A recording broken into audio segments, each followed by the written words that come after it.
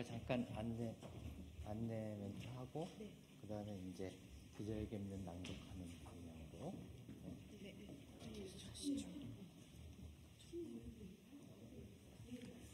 다 오셨나?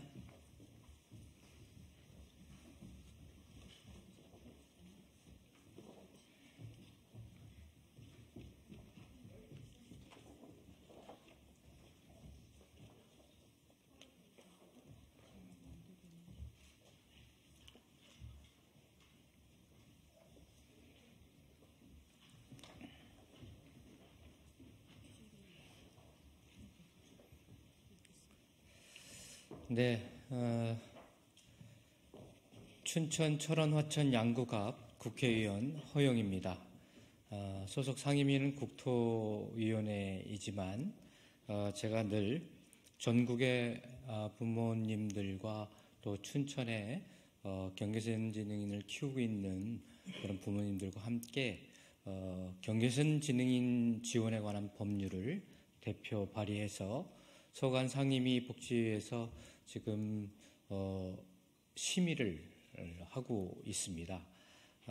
기자회견문에도 나와 있지만 경계선 지능인은 IQ 지능지수가 70에서 84대에 있는 경계선 지능인을 말하는데요.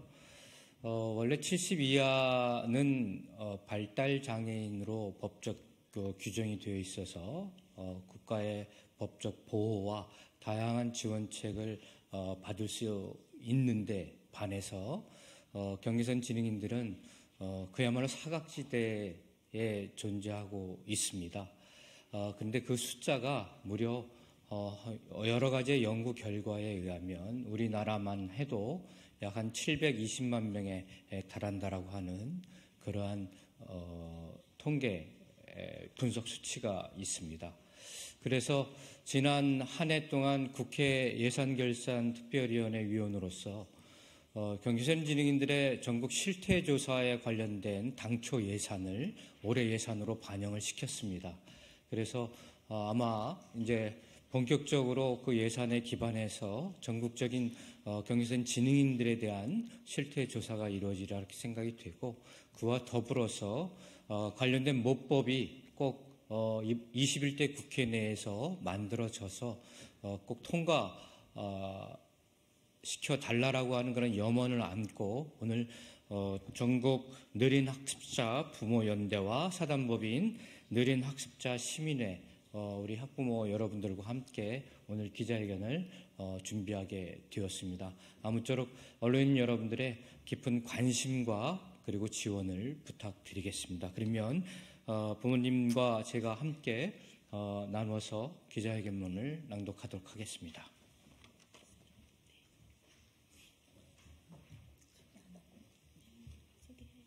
안녕하세요. 저는 전국 느린학습자 부모연대 부대표를 맡고 있는 길선미라고 합니다. 경계선 지능인 지원법 제정하라. 대한민국 헌법 2장 10조 모든 국민은 인간으로서의 존엄과 가치를 가지며 행복을 추구할 권리를 가진다. 국가는 개인이 가지는 불가침의 기본적 인권을 확인하고 이를 보장할 의무를 지닌다. 그리고 세계인권선언은 인간으로서의 존엄을 분명하게 말하고 있다. 그러나 현실에서 겪는 경계선 지능인의 사회적 어려움 중 가장 큰 것은 경계성 지능인 당사자가 스스로를 증명하며 살도록 사회에서 요구하고 있다는 것이다.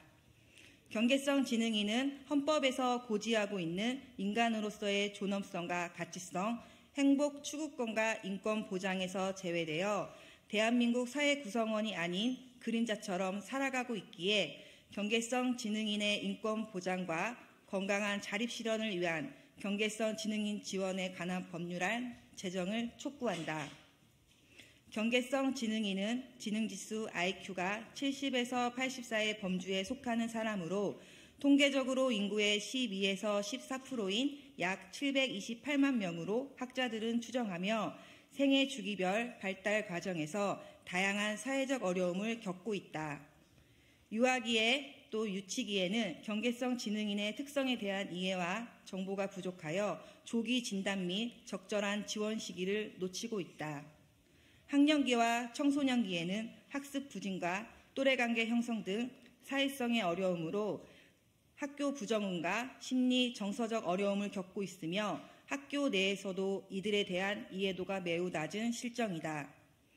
경계성 지능인 당사자와 그 부모는 지속적으로 오해를 받고 이로 인하여 학교 밖 청소년이 되거나 비행과 학교폭력에 노출될 수 있다.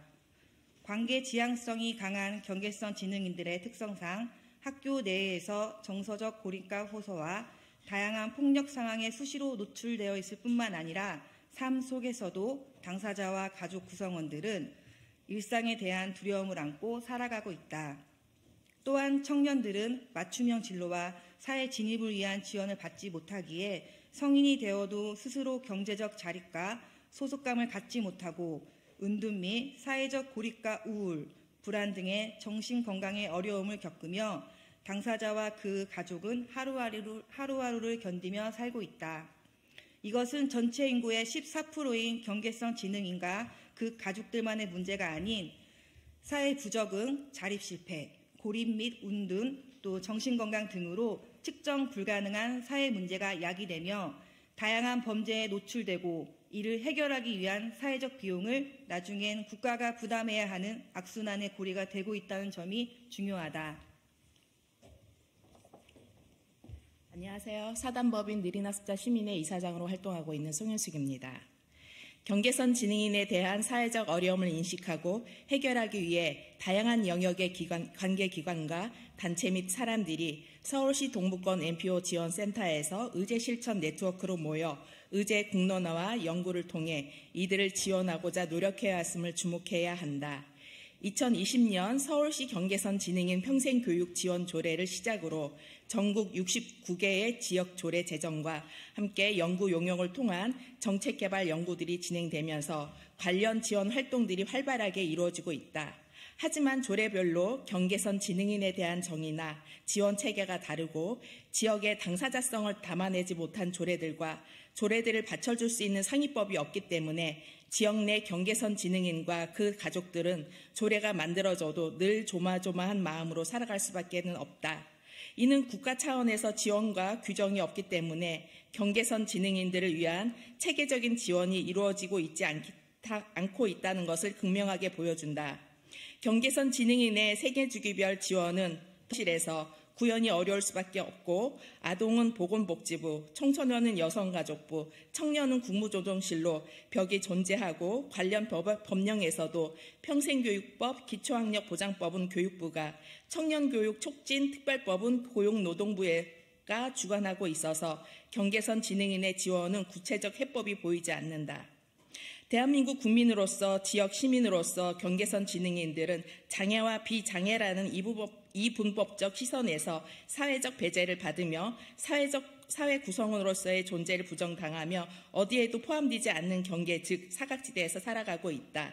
그러나 지역의 경계선 지능인 당사자의 연령별 좌조 모임과 주 양육자 모임인 커뮤니티들이 모여 전국 느린학습자 부모연대를 만들고 이제까지 느린학습자들을 위해 활동해오던 관련 기관들 중 대표격인 사단법인 느린학습자 시민회의 당사자의 삶을 응원하고 권리를 옹호하며 느린학습자의 이름으로 사회적 변화를 만들어가며 각 지역 자조 모임과 기관 및 단체들의 다양한 활동들로 연결한 결과 서울시 경계선 지능인 평생교육 지원 조례를 비롯한 69개 각 지역의 조례 제정이라는 정치적 성과를 향유하고 발전시키면서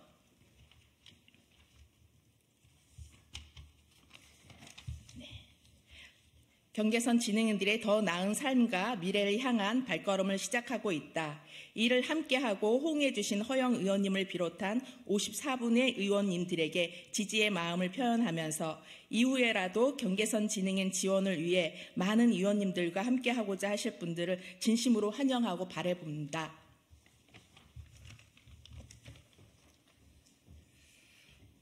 경계선 지능인은 적절한 지원으로 기본권이 보장된다면 건강한 자립을 통해 우리 사회의 구성원으로서 당당하게 살아갈 수 있다. 그렇기에 경계선 지능인 맞춤형 평생교육을 비롯한 사회적 지원이 시급하고 절실하다.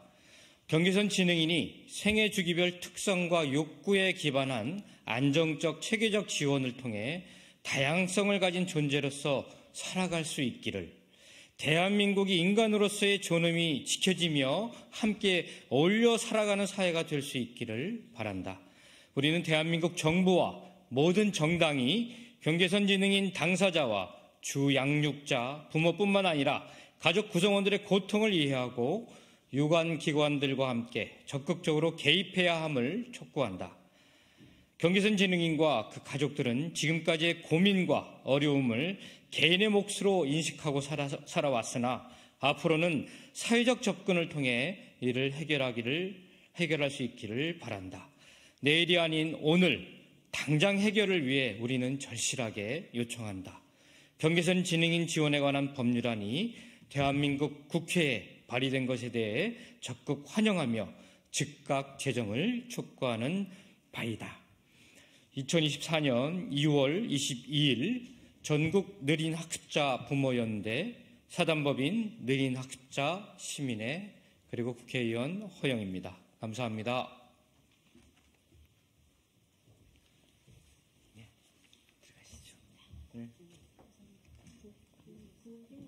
구호 한번 할까요? 네.